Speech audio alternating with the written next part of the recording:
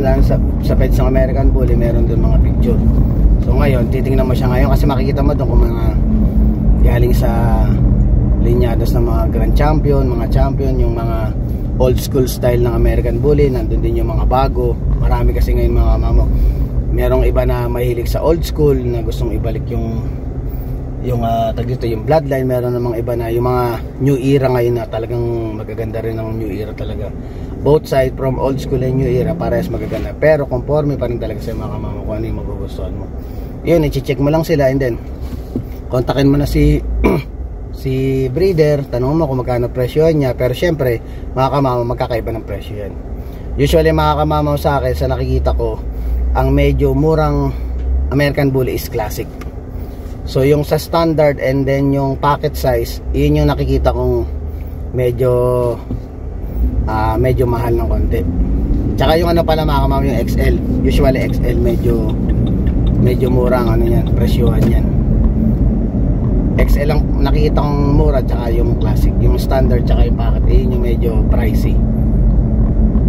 Yan, yun yung mga medyo pricey na presyo, mga nasa around, dito sa Canada yun mga nasa around na yan 6 to 7,000 yan mga kamamo. Kasi ako may mga tropa tayo or may mga kaibigan tayong breeder, mga paputi, mga papinoy, ano yan, iba-iba sila magpresyo.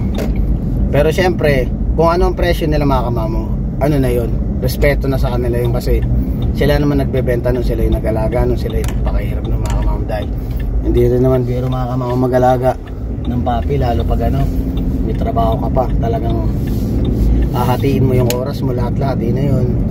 Kaya kung ano magpe-presyo sila, kanila na yung presyo nila yun. Conforme sa iyo kung paano ka makapag-negotiate sa mga breeder at nag-agree sila sa gusto mong mangyari, yun, mag-deal kayo kasi ikaw naman ang bibili nun, ganun yun, tsaka ikaw naman ang pumili nun. Maraming paraan mga kamamo paano mo, sabi nga nila, tatawad ka. Pero syempre may mga breeder na hindi talaga natatawaran, lalo na talaga mga kamamo heavy peds, ibig sabihin heavy pedigree, sobrang talagang matitindi yung yung pedigree ng aso, talagang ano yan kumbaga papogian talaga yung mga kamamo, pasikatan, yun talaga mga yan. Tsaka kung paano pag-produce talaga yung lahi ng American Bully mo, doon nagbabase din ang presyo. Katulad yan, sample ko na lang din to, shoutout na lang kay Kan Nguyen, ayan, yung mga Rocco blood, nako, yung Rocco Mania blood, yun ang mga matitikas ang nun, matikas ang bloodline na yun, talagang yun mga kamamo, kumbaga pricing aso talaga yun mga kamamo.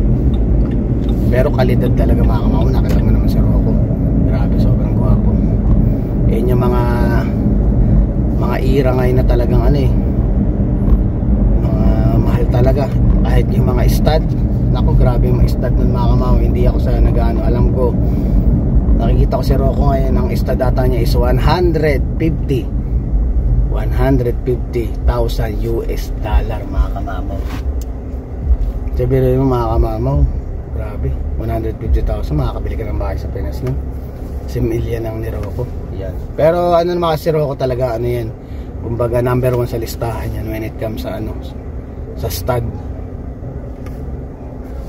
When it comes sa stud talaga mga kamamo, talaga, grabe, ang ganda, galing bumato. Kasi ganun talaga mga kamamo, may bumabatong stud na mas lamang ang babae, pero meron na yung lalaki pag siya ang bumato, talagang yun ang lalabas, puro kamukha ng tatay. Iba-iba yung mga kamamo, kasi masusubukan na yan ng breeder pag na-stud na yung lalaki, lalabas yun sa inahin pag nanganak mga kamamo.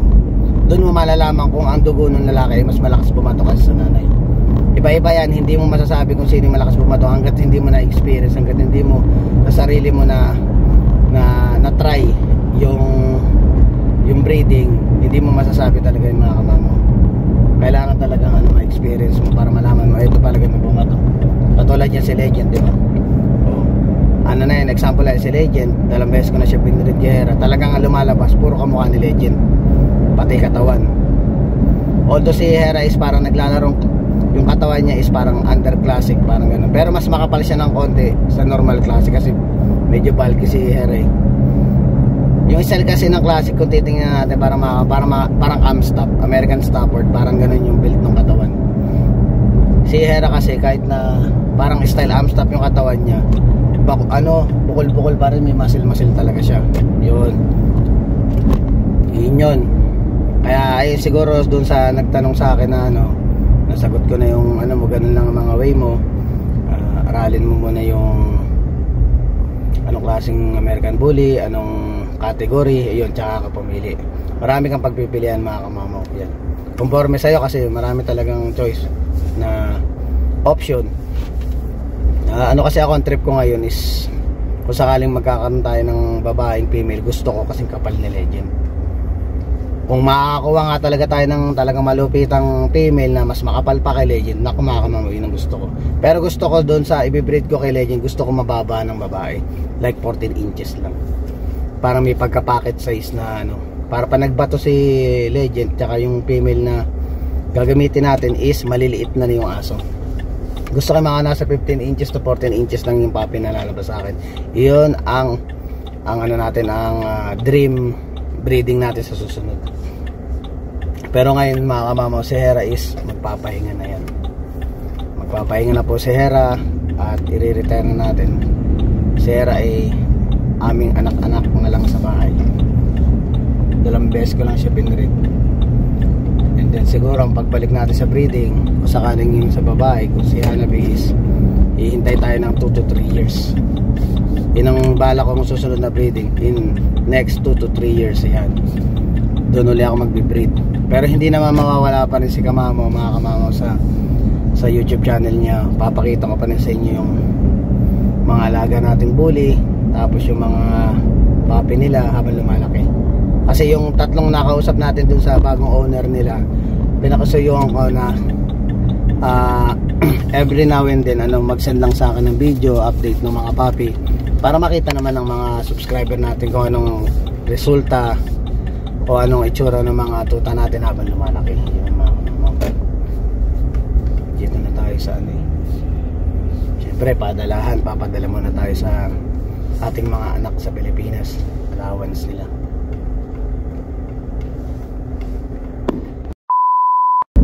Yun, meron doon lang sa pets ng American Bully, meron doon mga picture.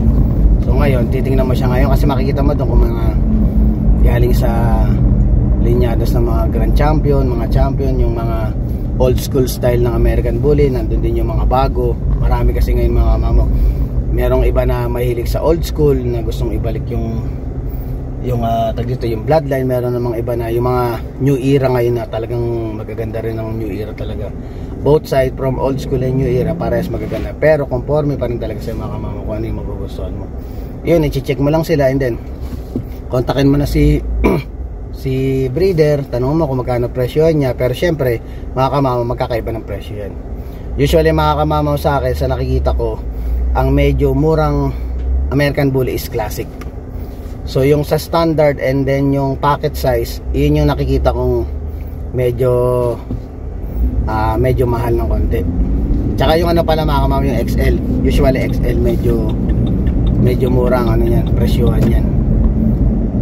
XL ang nakikita kong mura, tsaka yung classic, yung standard tsaka yung packet, yun yung medyo pricey. Yan, yun yung mga medyo pricey na presyo, mga nasa around, dito sa Canada yun mga nasa around yan 6 to 7,000 yan mga kamamo. Kasi ako may mga tropa tayo or may mga kaibigan tayong breeder, mapaputi, mapapinoy, yan, iba-iba sila magpresyo. Pero syempre kung ano ang presyo nila mga kamamo, na yun, respeto na sa kanila yun, kasi sila naman nagbebenta nun, sila yung nag-alaga nun, sila yung nagpakahirap ng mga kamamo. Dahil hindi rin naman biro mga kamamo mag-alaga ng papi, lalo pag may trabaho ka pa, talagang hahatiin mo yung oras mo, lahat-lahat, na yun.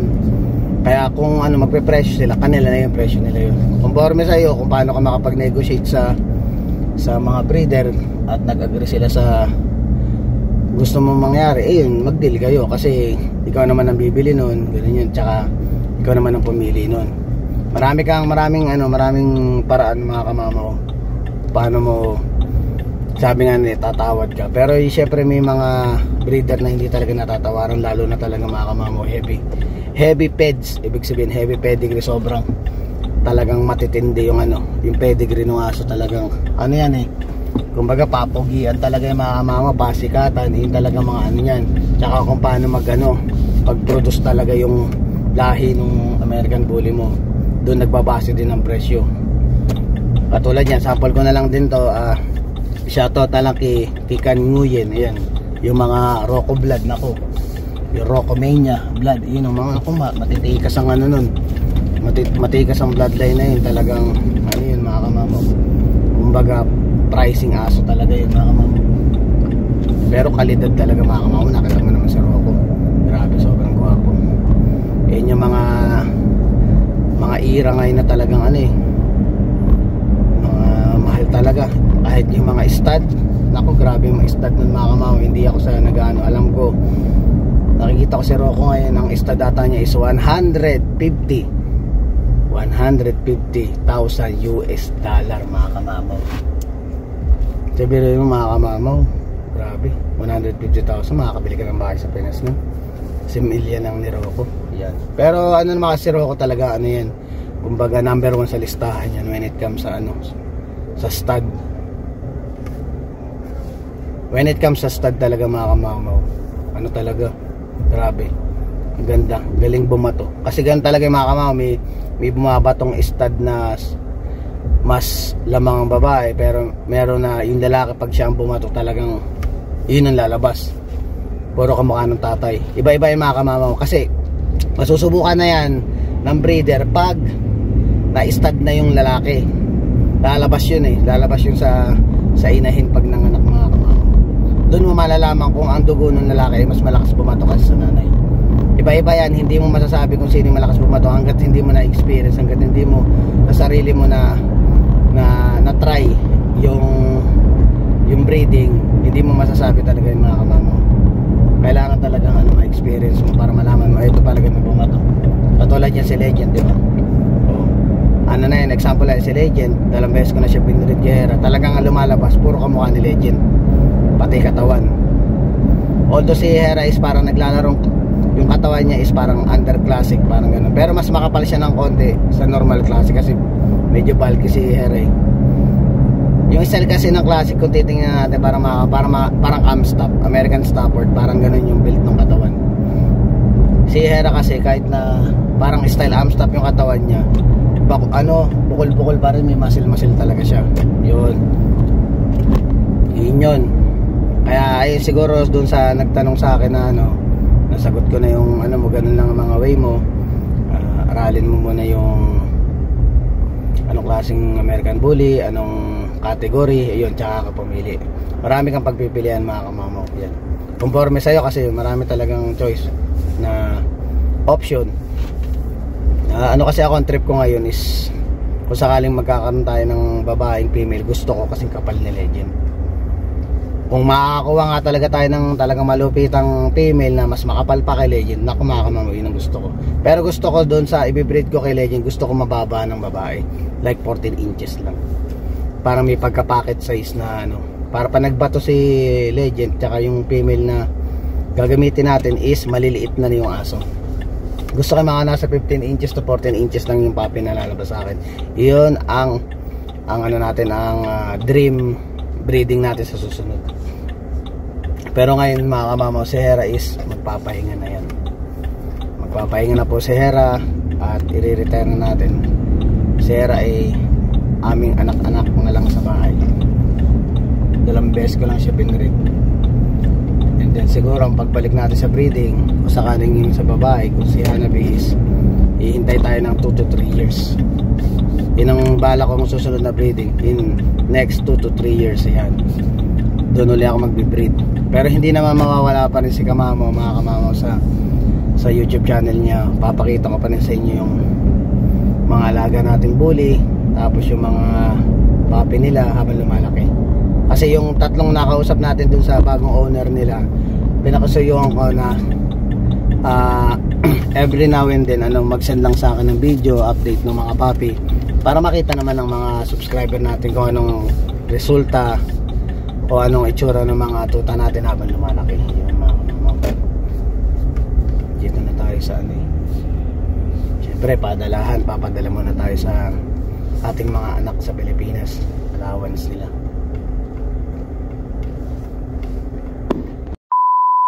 Ito pa ang isa, mga kamamaw. Bago kayo bumili ng American Bully, lalo na sa mga may asawa, mga kamamaw, payo ko lang, kausapin nyo muna misis nyo bago kayo mag-inquire o magtanong sa mga breeder. Hindi naman tayo gal, kasi normal talaga yun, mga kamamaw, na may experience mo yun. Pero mas maganda para smooth yung transaction nyo sa pakikipag-usap nyo sa breeder, mga kamamaw, kausapin nyo muna yung mga misis nyo. Pag pumayag, ayun, tsaka kayo mag-research. Kasi mahirap, mga kamamaw, din na ikaw, ako, sa sarili ko, syempre ako, sino ba naman hindi magkakagusto sa American Bully, di ba? Syempre, alam mo yung pakaramdam, inaano ko lang to, hindi dahil para hindi nyo hindi yung mga breeder din. Kasi ano din kasi yan eh. Kumbaga ba, syempre nagtatanong kayo, binibigay nyo. Hingi kayo ng hingi ng mga picture o mga video. Wala namang problema, lalo sa akin walang problema. Ang sa akin, yung nararamdaman nyo bilang ako na gusto ko ng American Bully tapos hindi naman matutuloy, di ba?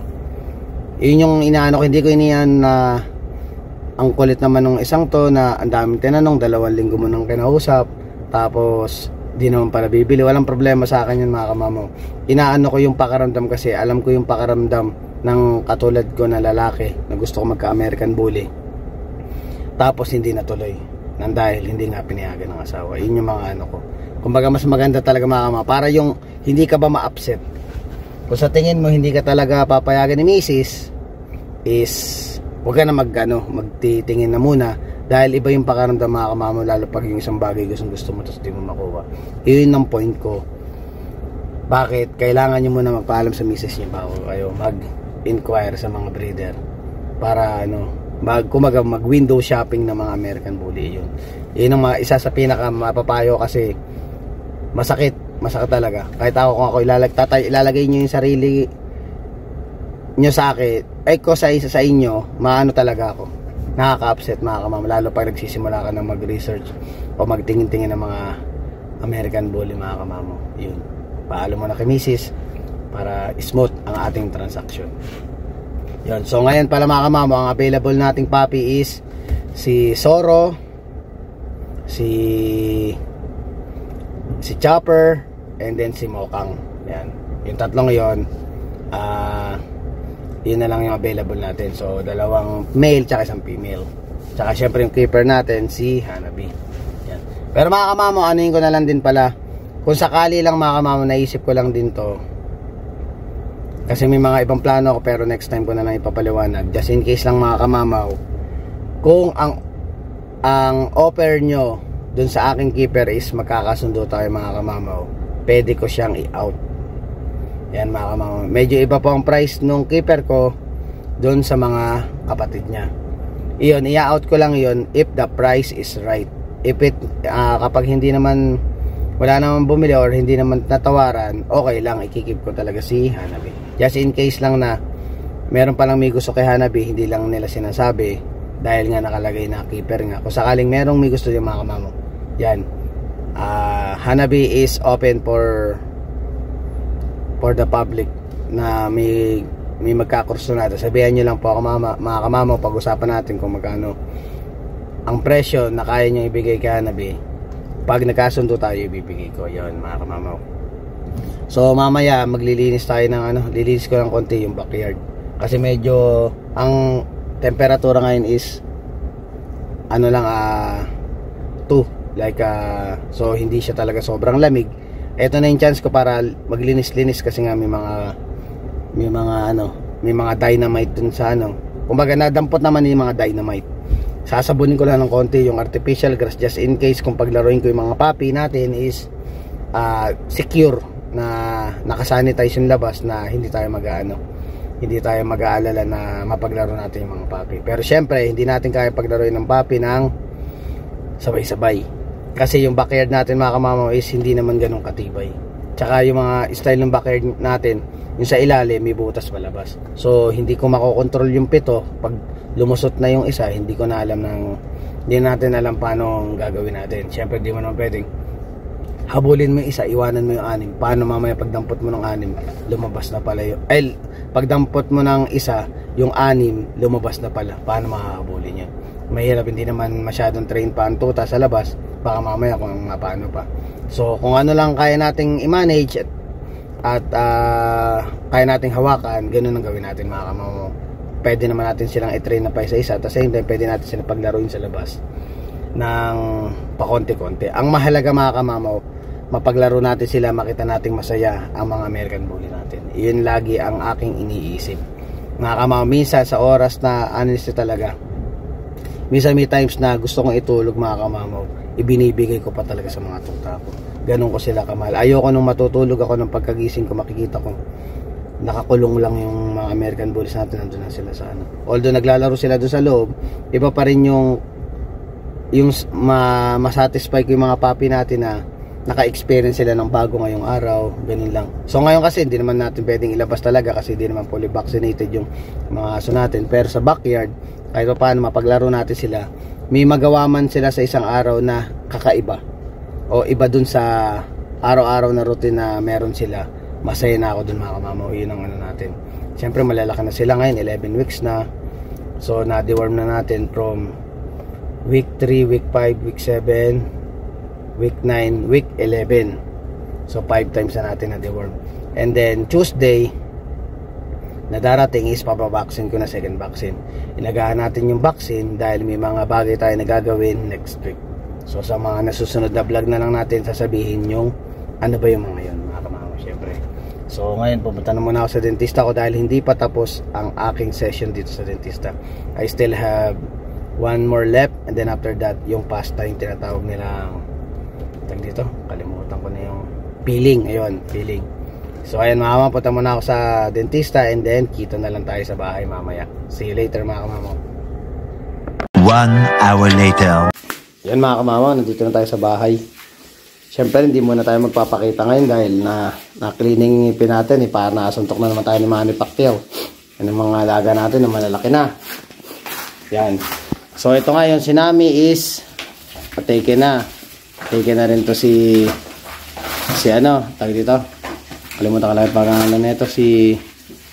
Pangalan ito si Tanggol dati. Si Diesel, ayan. Diesel, take na yung dalawang yan. Take na rin si Atlas. Yan. Si Atlas, take na. So, ang natitira natin ngayon mga kamamaw, si Chopper, si Zoro, at si Mocha. Ayan. 3 blue phone ang natira mga kamamaw. At syempre, ito yung keeper natin, si Hanabi. Yan. Sa mga interesado at mga gusto mag-alaga ng American Bully mga kamamaw, lalo na dito sa Canada, meron tayong 3 pang available. Yan. Pero syempre, sabi ko sa inyo si Hanabi, kung talagang gusto niyo si Hanabi, message niyo ako. Yan. Pag-usapan natin kung magkakasundo tayo sa presyo. Tingnan mo mga kamamo si Atas ngayon, ang kapal oh. Ito makapal na female oh. Angas oh. No? Hello! Ayun na si Mocha. Ayan. Nag-eat na sila eh. Ayun na yung mga kamamo bullies natin mga kamamo. Ayan. So hanggang dito na lang ang vlog natin mga kamama. Please don't forget to like, share, subscribe, and hit the notification bell for more updates of my video. See you mga kamama.